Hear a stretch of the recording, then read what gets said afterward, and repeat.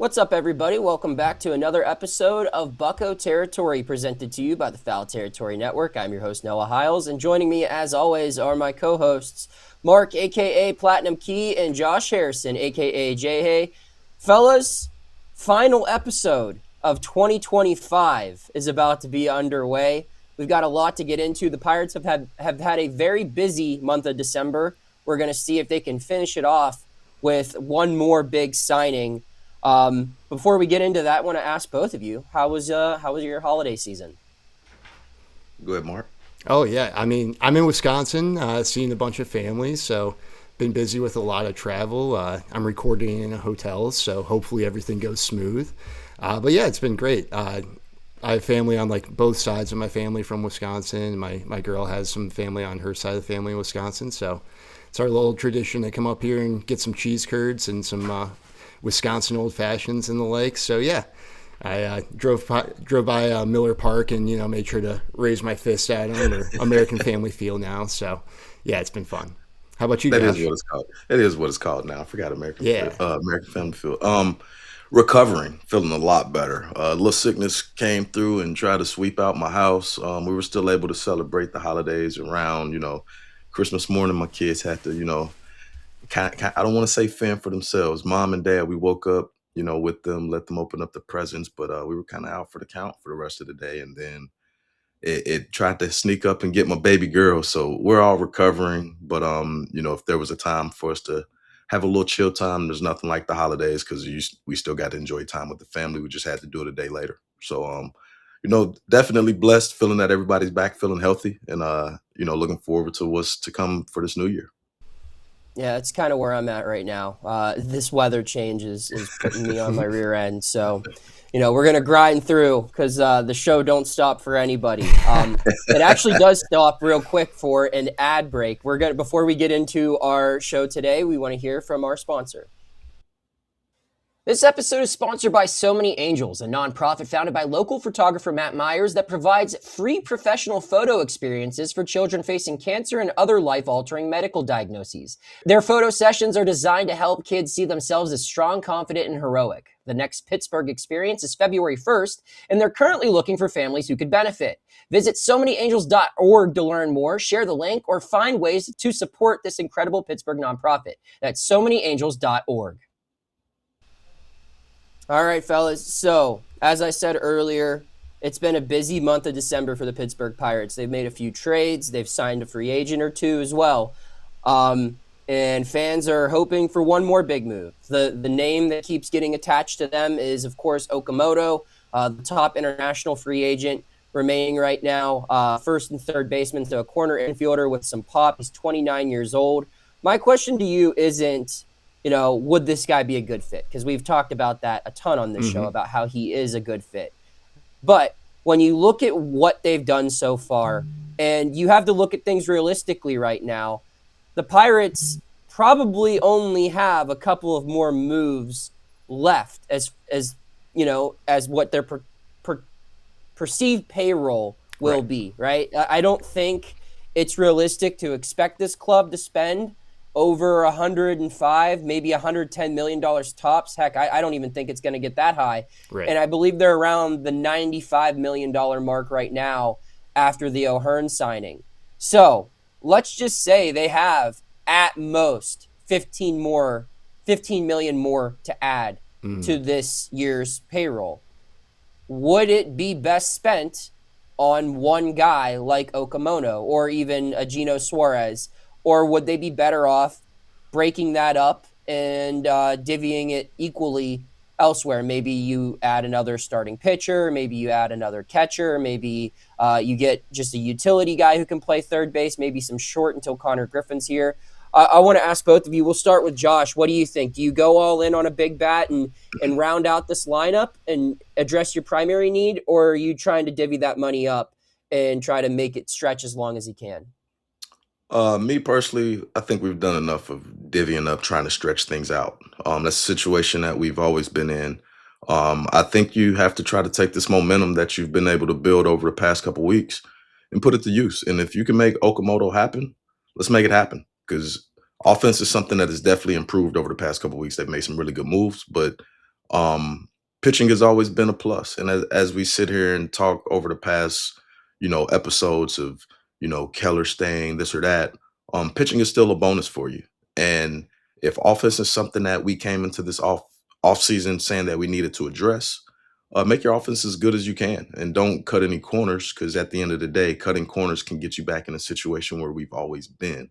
Right now, I think you got this momentum that is starting to make Pittsburgh look desirable. What we've talked about, with the trades, with the signing of O'Hearn. And that's not to say that you have to spend it all on Okamoto or you have to spend it on Suarez. But if you're going to do what you said, divvy it up, make sure it's not just a divvy it up to where you're trying to use, let, as you mentioned, Connor Griffin. You don't want it to just be something used for half a year. Let's make it a smart investment that you're trying to win, not only for the future, but I think you got an opportunity to look like you want to win now. And as I said, if you want to close the deal, whether it's Okamoto, Suarez, somebody else, or if you make sure that it's something that's going to complement. Because I heard you mention, maybe get a utility guy to play third or this or that. I think now you have pieces that are complementary pieces that can help spell. I think you need to go continue to finish the job and get somebody that you want to continue to make an impact. Mark, what about you? Would you rather see them go all in on a guy like Okamoto, or would you like to see maybe 2 or 3 typical Pirate signings to go around what they've already built this offseason? Absolutely agree with Josh. All in on one guy, and particularly Okamoto. The options at third base that are left after Okamoto and Suarez really, really fall off. I would be okay if they, give like a 1 year or like $1 million deal to a guy in the bullpen or a older starter who's trying to, show that he still has it. I think you can get a lot more talent cheaper elsewhere at the other positions of need, like catcher, bullpen, maybe a back end starter. And so I feel like the Pirates are so close, and you need that offensive push that Okamoto brings. I mean, he had a 210 OPS plus or WRC plus last year in his shortened season. Obviously, that's a little bit slanted because of the smaller sample size, but this is a guy who brings serious offense to the lineup. He fills a hole at third base, and if this is the final move of the offseason that's substantial, I feel like that's going to be perfectly fine for a lot of Pirates fans. They addressed everything they came out to do if he's the last piece, or Suarez even. So yeah, I think the plan right now has to be whatever you have left in the budget, spend almost all of it on Okamoto, because you're going to have to draw him away from 2 California teams, with the Angels and Padres being the other 2 teams listed. With the West Coast connection to Japan, games are closer to his time zone. It makes a lot of sense for him to any Japanese player to sign with those clubs. But, will the Angels be willing? Will Artie Moreno open the checkbook for him? The Padres, they have Manny Machado. They have a gap at first base, kind of. But does he really want to commit to just being a first baseman? And so it makes a lot of sense for, I think, Okamoto. He can come in, be an impact bat on a team that's on the up and up, and be that final piece that really pushes the Pirates over the edge.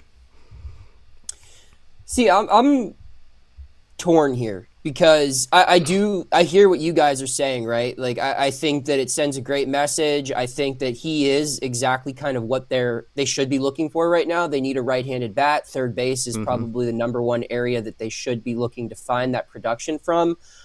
He could be a solution for the present and the future, right? Like, this isn't just a 1 year type of opportunity. But one, I'm skeptical if they even have room in their budget for this guy to begin with. And two, I never think it's a great idea to spend all of your remaining capital on one asset unless that asset is like an absolute proven slam dunk type of talent. And Okamoto is not. Okamoto's a gamble, like every other international free agent, right? Like, you don't know if this guy's going to pan out. Where if you could look at alternatives, I think the safer play and maybe the more logical play for where they're at would be a way to say, if they have 10 to 15 million to spend, find 2 players where you can split that. I would rather maybe find 2 $7.5 million players. And I don't think that that's necessarily taking the cheap route. Like, would you be better off maybe trading for 1 year of a rental Alec Bohm and then Right. using that other 7.5 million? Like $7.5 million could get you two pretty good bullpen arms, or it could get you another solid catcher. Like you can get two good rental 1 year free agents or guys in the final year of arbitration um, for $7.5 million each, and that's where I struggle with it. If you could go into the future and see what Okamoto would pan into, Yeah. this would be a lot easier. Obviously, we don't have that luxury. We need So that I crystal just ball. between just between the unknown of what their finances are, right? Like how much more money do they actually have to spend? And two, the unknown of Okamoto, it just seems like a risk that I don't see them wanting to take. I know they're tied into it. And if they do, then yeah, like I think that's great and it'll get fans excited. But I don't know if I'm completely thrilled with the bullpen as it currently stands. They probably do need to make a couple of additions. Right. Well, And I that don't move know still will if, make Pirates fans yeah, and excited come July. Yeah. right. And so I just, part of me thinks if they get Okamoto that they're going to have to make a corresponding move to clear up Makes additional sense. capital. And I don't think this is a team that should be doing that right now. I don't think they're in a position to trade away really anyone that's making any sort of money, because the guys that I would move aren't making any money, right? Like I would move depth pieces. I wouldn't move a Mitch Keller or a Brian Reynolds or anyone who's making any sort of significant Right. financial Yeah. stuff. So yeah, that's where I look at it. Any feedback on my thoughts, fellas? Obviously a little different from what Mark and I said, but I can see, your thought process with it because my only question to that is if you were to say, anything is going to be a risk. Right now, you don't Right. know what's going to pan out. Any contract that you sign or that you get is a risk. It could be the greatest player, but you run a risk of injuries. You run a risk of not performing, what you've done in the past. Okamoto, as you said, is going to be a risk, but I think any move that you put right now to cover third base is going to be a risk, whether you go Okamoto or you go somebody trying to be a spot filler, because you're looking to say they get off to a good start and they're looking to upgrade. You're going to have to trade for somebody that, Yeah. whether it's the end of the arbitration or somebody that's at the end of the contract, or, it can make things not necessarily difficult, because anything can be difficult or as easy as you want it to be. Let's be honest. But I don't think, if we're saying what they're comfortable spending, I don't think an extra, and once again, it's not my money, Right. but if their goal was to spend, say, 110 million, who's to say that that extra five might not get you a piece that, 110 might Yeah. need to be bumped to 115. And I'm not sitting here saying that it needs to be, but I wouldn't want to limit the capability of where this team could go if they're really pinching out for a couple. You've already gone to say you're going to spend this year. Not saying to spend crazy, but if you thought something was $15 and it's ended up being 20, is that extra five going to be worth it? Or spending that 15 and then trying to, not necessarily cutting corners, but what if you don't find the right match with a trade or Well, yeah. find the right pieces? But I know there are a few pieces out there that can be some complementary pieces. I just think they got to get creative if the Okamoto or Suarez route is not going to be it. Yeah, Josh, you won't say that they need to increase the budget. I will. I mean, that's Yeah. what this is all about, right? Like all this talk about how they're all in and how they're going to try to spend. I mean, credit to the Pirates for making these additions, right? They Oh brought yeah. in a Brandon Lau, they brought in top 100 prospects, they brought in obviously Ryan O'Hearn. The lineup looked better, but they really haven't spent any additional money so far. Their payroll's up to 95 million. Like they're right around where they've been. The talk has been that they're going to be more aggressive, that they're going to be different. Sure, they've been different in the sense where they've added more proven talent, they've made Right. more aggressive trades, and they signed a multi-year free agent. But if they just stick to, if these are the biggest moves they make this offseason, and say they spend the rest of the winter just signing your traditional, $3 million deal, 1 year relievers, which they should be doing. But if they don't make any other big splashes, all they really did was add less than 10 million to their payroll and just use the money that they sent away in the form of David Bednar and Brian Hayes. They just reallocated those funds.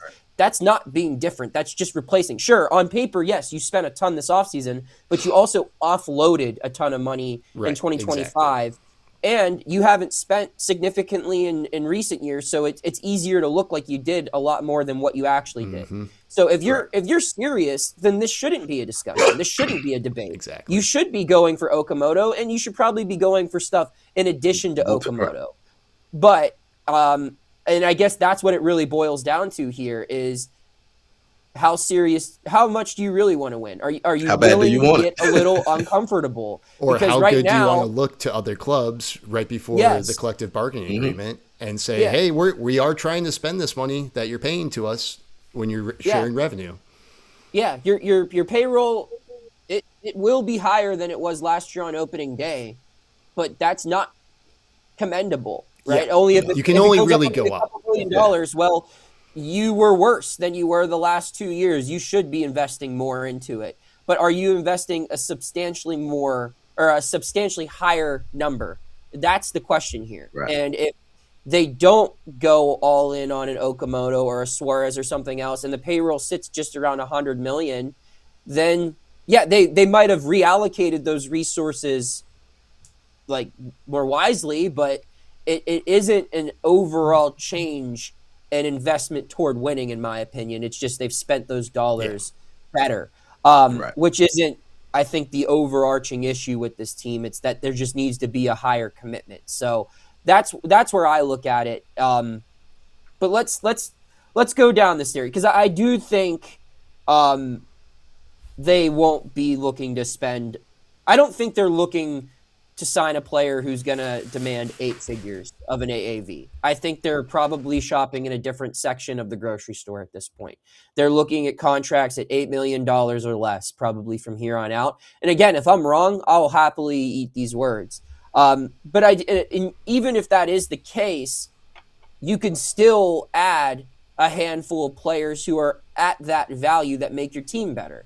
And we mentioned third base being Okamoto and then potentially being like an Alec Baum. Maybe you get a utility guy like Willie Castro. But I think another position where they could add some value at a price that they're probably more comfortable with would be behind the dish at catcher. They have 3 catchers right now that they feel comfortable with, right? Henry Davis is their primary guy. He's going to catch Skeens. He's probably going to catch Chandler a lot too. He doesn't provide much offense, and we've been waiting for him to do that for a couple of years now. I think it's safe to just assume that this is going to be a defensive impact player, and anything you get from him offensively is a bonus. Then you have Joey Bart, who's kind of the opposite. He's not a great defensive player. He hits lefties really well, and if he can stay healthy, he can maybe be a league average platoon bat. And then you have Ro Flores, the guy who was the highlight of your David Bednar trade return, who might platoon at first base. I don't know if he still fits there now with O'Hearn being here. And I don't really know what his future path with this club is if it's not being a primary catcher and eventually having Davis be his backup. But I look at the catcher position, guys, and I see a handful of options that could make this team better. We've thrown out JT Realmuto, but there are some other guys as well. One that I want to highlight is Victor Carantini, someone who can play first base and catcher. He's a switch hitter, so you get a little bit of right side production. You look at that OPS, it's not amazing, but it certainly would make this lineup a little bit longer. And he boasts some familiarity with the new pitching coach coming over from Houston. He has that connection. I'll ask you guys, I mean, is Carantini, if you could get like a Willie Castro and a Victor Carantini, is that better than just an Okamoto? Ooh. I mean, I think you would be getting a lot of impact that Okamoto could bring as well. Like it's probably the similar impact, but you have to think like, okay, so that makes Jared Triolo and Willie Castro your options probably over at third base. Yeah. And it's like, all right, you can get by with that. That's probably like right around replacement level, like 0, like half WAR maybe from that position then, which is all right. Well, no, I disagree. You're going to get win value. It's just you're not going to get any offensive value. You're going to get wins of defense. Between you have a Gold Glove utility guy there at third. Yeah. Still value. So yeah, I mean, and I think Carantini would be an awesome addition because he can kind of that would be an upgrade to Joey Bart basically. Where I Yeah. don't know how confident the Pirates are with Joey Bart catching. Yeah, his bat plays, but if you can't trust him behind the dish and he's going to negate your biggest strength, which is pitching, then it makes him a tough play. So I think if you can bring in Right. a veteran, that's going to bring a lot of value and upgrade at a position of need. So yeah, I mean, it does make sense, but can you get those two guys for $7 million to come to the Pirates? And I mean, with the moves that they made, I mean, it might not be hard to get them there. As I said, Pittsburgh definitely looks a little bit more desirable than it has in the past. Caratini played against him, and something that might actually not necessarily help him, but not only that, you said he's familiar with the pitching coach. He's also familiar with the NL Central. Um, Yeah. having played with the Cubs and the Brewers, I believe. I think so. Yep. Yeah. So anybody that's played in the NL Central, obviously a little different now because you only play the teams in your division twice as opposed to three times what it used to be. But still, that NL Central has always been a division that I don't like to say is up for grabs every year, but Hmm. it's pretty much up for grabs every year because all the teams in it, we beat up on each other. Yep. You know what I mean? So having somebody that knows how to deal with the staff, also knows how to deal playing in these places, as you said, could definitely, be a bonus. And you mentioned Willie Castro. I think Willie was traded there last year, so spent to Chicago. So spent a little bit of time playing in NL Central. Um, but as I said, Okamoto would be my go-to. But if you had to go, backstop and use Willie and Triolo, as you said, the offense has already been upgraded. Yes, we're looking to upgrade more if we can, but at the same time, with the pitching we have, you also want to make sure that you take care of the ball on the defensive side. So with that, catching is just as important. And if the catchers are not something that they're fully confident in, I don't think it's a bad idea to look into possibly upgrading there because that's definitely a position in my eyes that is the most important on the field because they see everything, they control everything, and Mm-hmm. you want to have somebody back there that understands dealing with different pitchers, different situations, and knowing how to you know deal with everything that comes being behind the plate. Yeah, I just look at Caratini as a guy where you can bring him in, and you could probably still have enough money to get something at third base. Like I said, it would probably be a Urias, it would be a Castro, it would be a Moncada, which again, those aren't the sexy names that you're picturing Yeah. there. But if you just look at third base as a place that gives you really good defense, you're going to have really good defense at third with Triolo plus any of those names I just mentioned. Moncada is not a great defender, but the other guys that I just mentioned are. And then if you get 12 home run pop behind the dish with a Caratini or maybe even an Adley Rushman, who I think would probably make something similar, maybe a little bit more through Yeah. arbitration, and he comes with a little bit more control. Sure. And probably wouldn't cost a ton to acquire via trade. I just look at that as like a way where if you look at the production you would get both offensively and defensively from the combination of catcher and third versus what you would potentially get from Okamoto, I think you might get more value going that route. And it's still actually, and I'm not trying to save Bob Nutting any money. That's not my prerogative here. But it actually might be the smarter play if And I you like can the make it combo happen. of signing one and trading for another. Right. Like another catcher that I think the Pirates might want to look at is Hunter Goodman from the Rockies. Rockies, right? Yeah, quietly had an outstanding career. He was a Silver Slugger. He was an All-Star. Had 3.7 B WAR, 120 OPS plus. Maybe if you're trying to offload some prospects for MLB ready guys, I feel like the Rockies would be more than amenable to take in some young talent and start their rebuild because that was a pretty bad baseball team last year. And I feel like Goodman would be a perfect fit. I'm not his defense, I think, was just around like league average. But another guy with Adley that I think there's a good fit between the teams to make a trade happen. And then just one other free agent, maybe a Gary Sanchez. I feel like he's a little bit. I mean, he's older. Like he only I caught don't know 22 if I want- games. Yeah, like last year. He only played in 26, so. But yeah, I mean, you might be able to get Gary Sanchez on a I think like minor league deal. Yeah, Yeah. exactly. So one of those guys where it'd be like $1 million probably to get him to sign. Yeah, So if that. yeah, So, on the note of $1 million deals, regardless of how they shore up this lineup, I do think they need to save a couple of million for the bullpen. I don't think they need to make a huge signing, right? Like I don't know who's even left for them to do that. it's pretty limited. Yeah. Yeah, like you're looking at slim. Yeah. Yeah, you're looking at some patch-up deals, and that's kind of what the Pirates are in the market for at this point anyway. I think they have their leverage set up right now with Soto, with Santana, probably Matson somewhere around there as well. But I think you could benefit from getting another seventh inning guy, getting someone who has some maybe playoff experience, maybe someone older. I have a couple names written down. And I think these four all make sense in their own way. The first guy I have is Aaron Savali, a guy who's traditionally been a starter. He's been pitching out of the bullpen a little bit lately.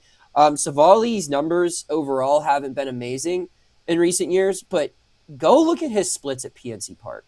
That's probably a good part for him. Yes, he absolutely shoves against the Pirates, especially at PNC Park. He's someone where I wouldn't even be opposed, because if you look, I don't know who this team's fifth starter is right now in this rotation. Like they have a pretty good first four with Skeens, Keller, Chandler, and Ashcraft, but Jones, I don't know if he'll be healthy to start the season, and I don't know if that's a smart idea to rush him to be ready at the start of the season. And you have obviously Bucco and Harrington are options, but I don't feel comfortable rushing any of those three. If they're organically ready, that's great. Right. But if rather than going with a Carmen Majinski as your five starter, if you were to get Aaron Savali to just basically be your starter for the first month of the season, and just say, hey, we need you to get stretch out, we need you to be ready to give us 5 ups 6 times. And then, if you're good, we'll keep you in the rotation. If you're bad, then you're going to the bullpen and we might just DFA you. But I look at him and then 3 true bullpen arms, Tommy Canale, Sir Anthony Dominguez, 2 righties, and then former Pirate himself for one whole day, Taylor Rogers, the lefty who came over in the Brian Hayes deal. Right? And he was traded a day later. Never even wore the uniform. I look at all 3 of these guys. I think they make a lot of sense from a price point, and I think they're good depth pieces that can be similar to like and I'm not comparing them all to Caleb Ferguson because only one of them is left-handed. That's Rogers, and he's a totally different pitcher, obviously. But like that Caleb Ferguson type deal, 1 year, $3 million or less. But someone that coming into the season, it's like, yeah, he'll be one of our 13 that breaks camp, and we feel comfortable giving him the ball past the 6th inning. Yeah, and I kind of along those same lines, I think just one more lefty reliever would really help this bullpen. I mean, it's just Soto and Sisk right now, right? And Montgomery. Oh, and Montgomery, yeah, of course, after the race trade. Yep, thank you. So, I mean... But not to cut you off, how proven are Montgomery and Sisk? Not at all. Yeah, like Sisk did not look good last year, and Montgomery is wild. So, yeah. No, he's got the velo and stuff we talked about, right? Yep, yeah. I totally agree, Josh. Yeah. So, we don't really... outside of Soto, no proven lefty relievers, so that's where I was looking. I thought Andrew Chafin, he kind of looks like the Eastbound and Down guy. Kenny Powers. Yeah. I played with my guy. Yeah. So I feel like Pittsburgh would just absolutely love him. He's a lefty. In 42 appearances last year, he had a 2.41 ERA. And he brings like a different mix too. His fastball and sinker both are like under 90 miles per hour. So it's just like, I feel like that might bring in, right after Paul Skeens, you bring in Andrew Chafin. And it's just like, what am I looking at now? So I thought he could make some sense, or maybe like a Colby Allard from the Guardians. He's only 28, had a 2.63 ERA in 33 games for the Guardians. It's kind of similar to Chafin, where he doesn't bring much velocity at all. But he he doesn't walk anyone. Allard doesn't, only a 5.3% walk rate, and basically doesn't allow any hard contact. So he just misses barrels, and could be another addition that wouldn't be too expensive. So those were a couple names I threw out. Yeah, just to piggyback off of the names that y'all threw, I agree. Adding a lefty to the bullpen, we Yeah. know Soto's there, but to be able to have another lefty, you want to be able to have those matchups. And even mentioning Savali, Noah, with having a fifth starter, not being completely sold on, a young guy if they're not ready. I think it makes sense because Savali, as you mentioned, is a guy who's been a starter. I faced him when I was with the White Sox. He was with Cleveland, but then there'd be Yep. some games where it might be, this guy's coming out the pen. He's going to be their long relief. Hmm. Cleveland had a lot of injuries that year. Shane Beebe, they had some guys. So Yeah. he was um, in and out the bullpen starting, but he was a guy that threw strikes. And to me, I think PNC, when I didn't even know his numbers, but I think PNC would be a good part for him with his pitch of mixes. And then you really got me excited about my boy Andrew Chafin. Got to spend time with him when I got traded to Oakland. He was traded to Oakland at the same time. Faced him when he's with Arizona, but getting to play with him just confirmed that he's definitely, I wouldn't even say an interesting guy, Yeah. but he really is. He's a cool dude. Everybody loves Chafin, but he's gonna get on the mound. He's gonna grab the ball and he's gonna come at you. Mm-hmm. Fastball, sinker, a little bit of slider, but pitches to contact. But Exactly. Yeah. one thing about him is he's gonna go out and get outs. It's not to say that he's not human. Everybody's human, but from a left-handed side, he's a dude that, as you said, he's gonna pitch with his fastball, his sinker. He got some really big outs for us the time that we played together in Oakland, and then obviously throughout his career, he's still been doing it. But that was one arm when you said lefty that I could get behind because he's been in those different situations. I mean, not power stuff like you said, but he's been a closer at Right. one point. Mm-hmm. So He's pitched the eighth inning. He's pitched, had to come out the pen. So that's a lefty that has been able to, pitch in different areas of the bullpen Yeah, that can has the also help, experience. other situation where he's not just the left on left guy. You can put him in. Trust me, I've said, go get the righties, and he's facing three righties, three up, three down. Pitching with a sinker, and those are guys that definitely add value. Guys that can get both lefties and righties out, and that's the other thing I was gonna ask as we sat here. There are no left-handed starters either, are there? there's only Barco. one, and it's Yeah. Hunter Barco, and he's a prospect. But So but yeah. but but you said you Yeah. weren't sure, Yeah. so Right. it makes Yeah. that He would be much the more fifth sense. starter. Yep. Yeah. So it makes sense to be able to get another lefty that you might need to match up, whether it's Taylor Rogers, which I know can be, to me, he gives me a little bit of Tony Watson angle So from a that left couple side. notes here. Oh, Go ahead. sorry, No, didn't mean to I was done. interrupt I you. was done. No, I was done. Couple notes. So Savali in 38 and a third innings at PNC Park, he has a 1.41 earned run average. So yeah, he's 29 strikeouts, only 6 walks over that. His WHIP is .757. So yeah, pretty good numbers. And then my other final thought on the bullpen is this, above all other areas right now, might be where they need to address via trade. Because you can find a lot of solid bullpen pieces that are still pre-arb. Guys who might be that tweener, kind of like what Josh described Savali as during his time in Cleveland, right? Where he could be their length guy when they would go bullpen game. He could be their number 5 starter if someone was injured. A lot of teams have those guys, Yeah. right? Carmen Majinski. Yeah. Yes, go trade for another one of those guys who cost absolutely nothing. Trade away a couple prospects who aren't anywhere close to the major leagues anyway. This might be the area on your roster that you use to add through trade because you save that money to spend on offense. That's where those dollars should be going. Use your prospect capital, of which you have not spent any of really this offseason, on shoring up your bullpen because you shouldn't have to trade a ton of prospect capital to make this bullpen go from what I look at as like league average right now to being above average with a couple of correct trades. So, guys, any final thoughts before we wrap up? No, just Happy New Year, everyone, and hopefully the momentum keeps rolling here. Yeah, same. Happy New Year. Hit that subscribe button, and let's keep the momentum rolling both on Bucco Territory and with the Pirates offseason Yes, sir. moves. Absolutely. Subscribe. We are getting closer and closer to that 1,000 subscriber mark. Want to remind everyone to do it and do it quickly, or take your time as long as you do it. That's the big part. He's Platinum Key, a.k.a. Mark. He's Josh Harrison, a.k.a. Jay Hay. I'm Noah Hiles, saying thank you, as always, for tuning in to another episode of Bucco Territory presented by the Foul Territory Network.